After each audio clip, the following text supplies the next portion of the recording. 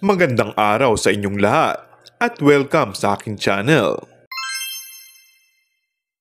Ibinahagi ni showbiz columnist Christopher Min ang sinasabi raw ng mga tao tungkol sa pinagmumula ng malakas na appeal ng aktor na si Paolo Avellino.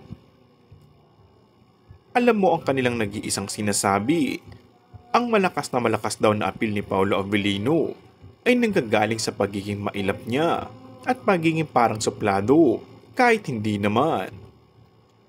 Ayun nga ang sekreto ng aktor, kaya't swak sila ng aktres na si Kim Chiu sa ad ni Christie.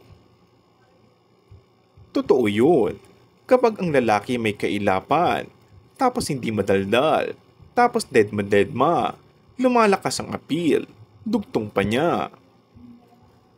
Sinabi mo panay, sekunda naman ang co-host niyang si Romel Chica. Hindi man nakita mo kapag ini-interview nga si Kim saka si Paolo. Si Kim napakasaya, pero si Paolo kalmang-kalma. Kaunting-kaunti ang sinasabi. Pero paglilinaw ni Christie, hindi naman daw talaga suplado at mailap si Paolo.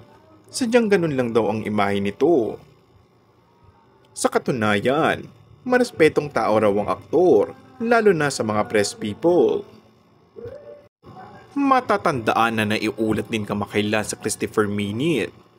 Si Paolo na ayon sa showbiz columnist ay wala pa raw planong makipagrelasyon dahil nakatutok pa ang buong atensyon sa karera bilang isang artista. And that's all for our today's video. Kung bago ka lang sa aking channel ay mag-subscribe at pindutin na rin ang notification bell. Maraming salamat!